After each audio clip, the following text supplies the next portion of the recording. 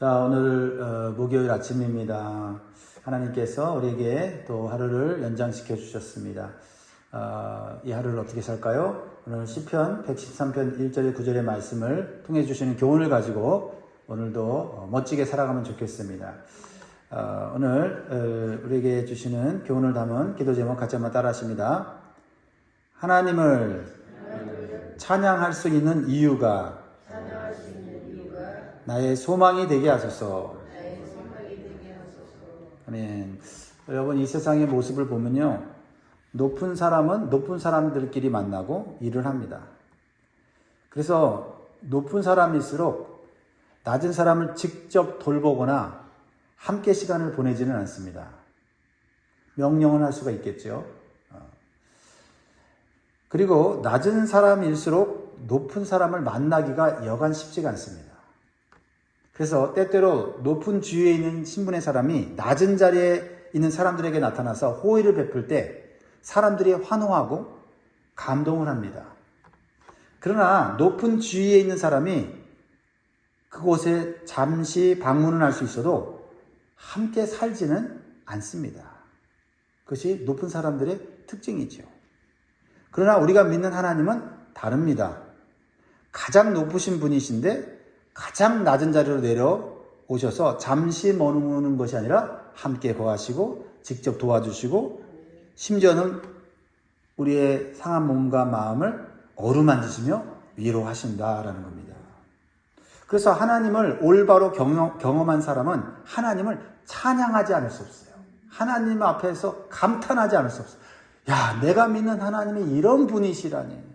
하나님을 믿으면 믿을수록 실망이 아니라 소망이 생기고 힘이 생기고 감사가 넘치는 겁니다. 여러분 하나님 믿는다는 거 여러분 감사하시기 바라요. 그 하나님이 여러분들을 찾아오셨다는 거 여러분 감격하셔야 돼요. 오늘 우리가 읽은 시편 113편은 할렐루야로 시작해서 할렐루야로 끝이 납니다. 할례시라고 말하는데 이 시편 기자는요, 지극히 높으신 하나님의 놀라운 모습을 경험하고 감격해서 감동하여 진심으로 찬양하고 있습니다. 우리는 이 시편 기자가 하나님을 찬양할 수밖에 없는 이유를 배우고 우리의 삶에 적용할 수 있기를 바랍니다. 첫 번째로 주시는 교훈은요, 하나님은 시간과 공간을 초월하여 우리와 함께 하심을 찬양합니다. 여러분, 아무리 능력이 있는 사람도요, 시간과 공간을 초월해서 우리를 돕지는 못해요. 근데 우리가 믿는 하나님은 시간과 공간을 초월하여 우리와 함께 하신다. 찬양할 만합니까? 아닙니까? 1절로부터 3절을 보면 할렐루야 여호와의 종들아 찬양하라. 여호와의 이름을 찬양하라. 이제부터 영원까지 우리 여호와의 이름을 찬송할지로다. 해 돋는 데에서부터 해 지는 데까지 여호와의 이름이 찬양을 받으시리로다. 여러분, 이 시편 기자가 이런 찬양을 할 수 있는 것은 자기가 머리가 좋아서 시적 표현이 뛰어나서가 아니에요. 하나님이 어떤 분이신지를 경험하니까 이 놀라운 찬양을 하는 겁니다. 하나님을 찬양해야 될 내용이 무엇입니까? 하나님을 찬양해야 되는 시간, 하나님이 찬양해야 되는 장소를 말하고 있잖아요. 2절은 이렇게 얘기합니다. 이제부터 영원까지 여호와 이름을 찬송할지로다. 이번 한 달 동안 우리 하나님을 찬양해야 돼. 이게 아닙니다. 야, 올해 초부터 연말까지는 하나님 찬양해야지. 그 정도는 위대하십니까? 아니요. 지금부터 영원까지. 이거 사람의 인간의 머리로 나오는 게 아니에요. 영원하지 않은 인간이 어떻게 이제부터 영원까지 찬양한다는 말을 할 수 있어요? 영원하신 하나님을 만났기 때문이죠. 하나님을 찬양하는 시간에는 끝이 없어요. 지금 이 순간부터 영원까지입니다. 그런 고백이 여러분의 입술의 고백이 되기를 바랍니다. 하나님은 과거에만 일하셨던 분이 아니며 현재에만 일하시는 분이 아니라 미래에도 반드시 만나게 될 분이십니다. 하나님은 지금 우리와 함께 하시며 영원히 자기 백성을 떠나지 않는 분이시다. 우리는 시간이 지나면서 변하죠. 우리의 건강도 변하고 형편도 변하고 우리의 사람의 마음도 변합니다. 어제는 기뻤지만 오늘은 낙심할 수 있고요. 오늘은 평안하지만 내일은 어려움을 만날 수 있습니다. 그러나 하나님은 변치 않으십니다. 어제나 오늘이라 영원토록 변치 않으십니다. 그래서 믿을만 합니다. 과거에 우리를 인도하신 하나님께서 오늘도 우리를 인도하십니다. 오늘 우리를 붙드시는 하나님께서 내일도 우리를 붙드십니다. 그래서 하나님을 올바라는 사람은요, 불안했다가도 하나님을 묵상하면 평안해지는 것입니다. 또한 이 땅에서 함께 하시는 하나님은 영원한 하나님 나라에서 우리와 함께 하실 것입니다. 그래서 이제부터 영원까지 찬양할 수밖에 없다라는 겁니다. 3절은 하나님을 찬양해야 될 공간에 대해서 말하고 있죠. 뭐라고 말하고 있습니까? 해 돋는 데에서부터 해 지는 데까지 여호와 이름이 찬양을 받으시리로다. 해가 뜨는 곳은 어디죠? 동쪽이죠. 해가 지는 쪽은 어디죠? 서쪽이죠. 한마디로 온 세상을 의미하는 거 아닙니까? 하나님은 한 지역, 한 민족에게 속한 분이 아닙니다. 온 세계를 창조하시고 다스리는 분이십니다. 우리가 교회에 있을 때만 하나님이 함께 하시는 것이 아닙니다. 가정에도 함께 하시고요. 일터에도 함께 하시고요. 우리가 시장 갈 때에도, 병원에 갈 때에도 함께 하십니다. 멀리 우리가 여행할 때에도 하나님 함께 하십니다. 그리고 외롭고 아무도 없다고 느껴지는 그 자리에서도 하나님은 함께 하신다. 하나님은 공간의 제한을 받지 않습니다. 그래서 시편 139편에서 다윗은 이렇게 고백한 것을 기억하시죠? 내가 하늘에 올라갈지라도 거기 계시며 수월에 내 자리를 펼지라도 거기 계시니이다. 지옥 같은 자리에서 내가 아무도 도움을 받지 못하는 자리에 있어도 하나님 거기 계신다. 확신하니 다시 일어나는 겁니다. 아브라함이 고향을 떠나 낯선 땅으로 갔을 때에도 하나님이 함께 하셨어요. 그래서 갈 수 있었던 것입니다. 야곱이 홀로 강에서 돌을 베게 삼아 잠들었을 때도 야곱은 몰랐지만 하나님은 함께 계셨습니다. 나중에 깨닫고 그곳에 돌을 세워 성전 삼았지 않습니까? 요셉이 애굽의 종이 되어 감옥에 갇혔을 때에도 성경은 말한다. 여호와께서 요셉과 함께 하심으로 형통한 자가 되었다 말을 합니다. 장소가 바뀌어도 하나님은 함께 계십니다. 형편이 낮아져도 하나님은 떠나지 않으십니다. 사람들이 버려도 하나님은 버리지 않으십니다. 그 하나님을 여러분 어찌 찬양하지 않을 수 있겠습니까? 하나님을 몰라서 찬양하지 않는 거지 하나님을 알면 찬양할 수밖에 없다. 찬양은 형편이 좋아져서 감사합니다 하는 찬양이 아닙니다. 찬양은 하나님이 어떠한 문제보다도 위대하시기 때문에 찬양하는 것입니다. 그러므로 오늘 하루를 시작하면서 이 말씀 어떻게 적용할까요? 눈앞의 형편보다 함께 하시는 하나님을 먼저 바라보고 하루를 시작해야 되겠습니다. 그러면 뭐가 나오죠? 와, 하나님 위대하시다. 하나님 사랑이 많으시다. 이것을 깨닫고 감격하고 하루를 시작하니 하루가 출발이 즐겁고 행복한 것입니다. 사랑하는 여러분, 하나님께서 함께하지 않으시는 시간은 없습니다. 하나님의 손길이 미치지 않는 공간도 없습니다. 이제부터 영원까지 해 뜨는 데부터 해 지는 데까지 우리와 함께 하시는 하나님을 오늘 찬양하면서 오늘 하루를 시작할 수 있기를 주의 이름으로 축원드립니다. 하나님을 찬양할 수밖에 없는 이유는요, 하나님은 높으시지만 낮은 자를 가까이 하시기 때문이다. 높은 사람들은 낮은 자를 돌보라고 명령은 하지만 자기가 직접 돌보는 경우는 거의 없습니다. 잠시 돌보는 척 할 수 있죠.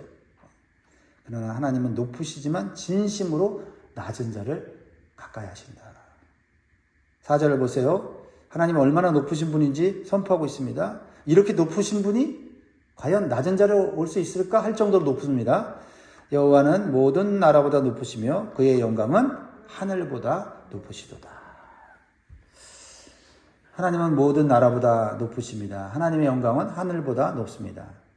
즉 하늘과 땅과 온 우주가 모두 하나님의 통치 아래 있습니다. 그러므로 성도는 이런 하나님을 믿는다면 세상의 높은 권세자들을 지나치게 두려워할 필요가 없습니다. 사람의 말과 평가도 하나님보다 크지 않습니다. 우리 앞에 놓인 어떤 문제도 하나님보다 높지 않습니다. 여러분, 우리가 하나님을 믿는다고 하는 것은 단순히 지식적으로 하는 것이 아니라 하나님을 알므로 우리의 삶에 그 하나님으로 인하여서 힘을 얻고 용기를 얻고 소망을 얻어야 된다는 사실을 기억하시기 바랍니다. 우리 자녀들이 성경을 읽을 때 그 하나님이 얼마나 높으신 분인지, 얼마나 따뜻한 분인지, 얼마나 우리와 함께 하시는 분인지를 우리가 말로만이 아니라 우리의 삶을 통해서, 우리의 믿음의 적용을 통해서 보여줄 수 있기를 주의 이름으로 축복합니다. 여러분, 우리가 믿는 하나님이 가장 높다. 이 세상에서 가장 높다. 내가 믿는 하나님, 나를 돌보는 하나님이 가장 높다고 하는 그것만으로도 우리는 찬양할 수 있어요. 그렇죠? 우리가 세상 사람들 자랑하는 게 뭡니까? 나 높은 사람 알아. 그러면 옆에 있는 사람이 얼마나 높은데? 나는 네가 높은 사람을 아는 것보다 내가 더 알아. 이렇게 자랑하잖아요. 우리가 믿는 하나님은 비교할 수 없이 높으셔요. 근데 여기서 놀라운 반전이 일어나요. 여기서 끝나는 게 아니라 하나님은 5절과 6절을 보세요. 시작. 여호와 우리 하나님과 같은 이가 누구리요? 높은 곳에 앉으셨으나 스스로 낮추사 천지를 살피시고. 세상의 권력자는 높아질수록 낮은 사람을 직접 살피지 않습니다. 그러나 하나님은 지극히 높으시면서도 가장 낮은 것까지 살피십니다. 사람이 손댈 수 없는 낮은 자리까지 손대신다. 하나님은 하늘 높은 곳에 계시지만 우리의 작은 신음까지 들으십니다. 아무도 모르는 눈물을 하시고 말하지 못할 아픔을 살피세요.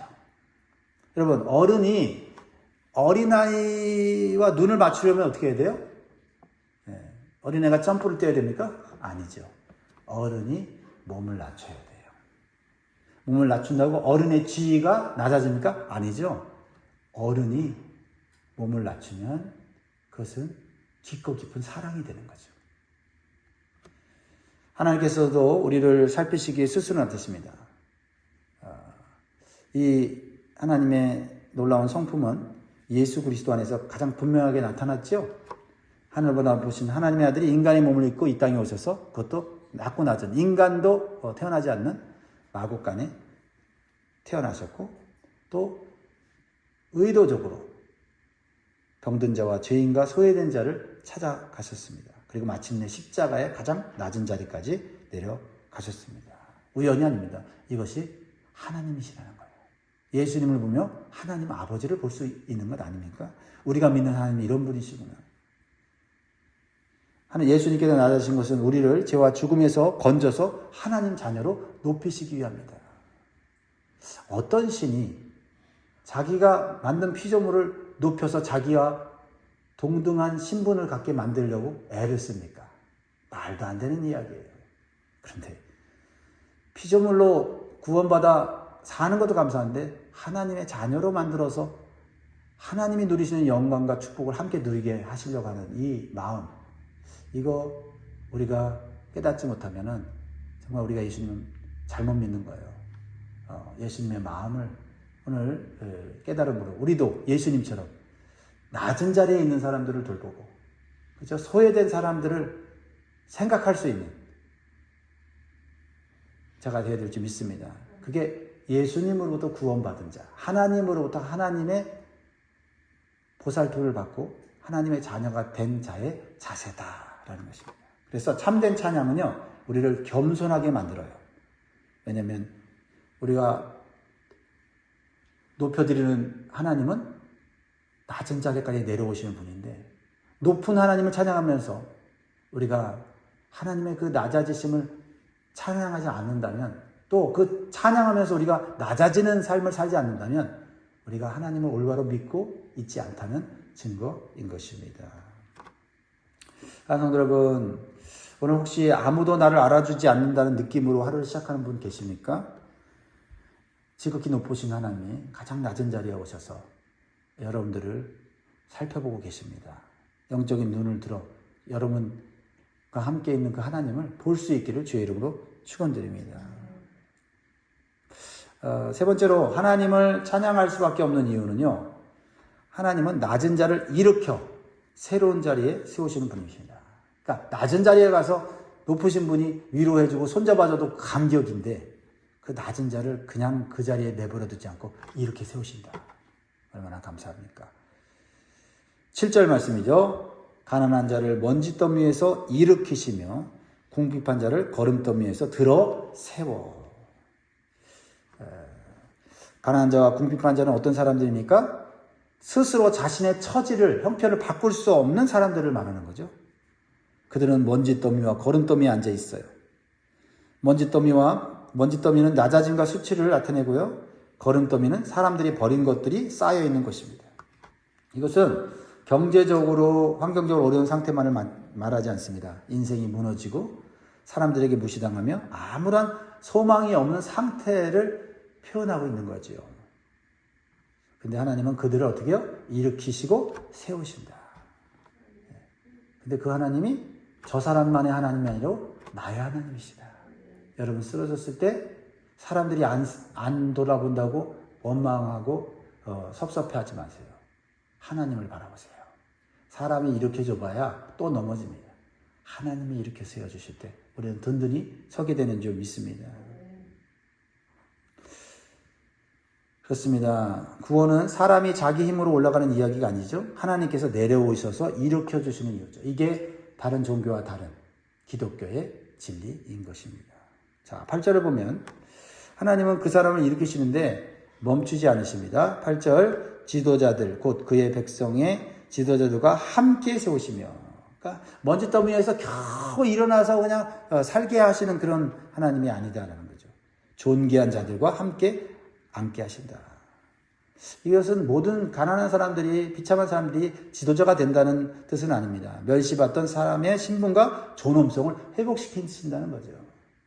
그냥 먹고 살게 하는 정도가 아니라 인간의 존엄성과 가치를 느낄 수 있는 존재, 하나님의 형상으로 지음받은 존재로 살아가도록 하나님이 회복시킨다라는 겁니다. 세상은 사람을 그의 과거의 실패로 결정하죠. 야, 저 사람 실패한 사람이야. 저 사람 문제가 많은 사람이야. 저 사람은 이제 끝난 사람이야 라고 도장을 찍습니다. 그러나 하나님은 실패한 사람을 오히려 일으켜 세워서 새로운 이름을 주셔요. 그것이 하나님의 놀라운 사랑입니다. 은혜입니다. 죄인을 의인아 부르십니다. 버림받은 자를 자녀라 부르십니다. 종되었던 자를 하나님 나라의 상속자로 세우십니다. 그래서 하나님 안에서는 누구든지 회복할 수가 있습니다.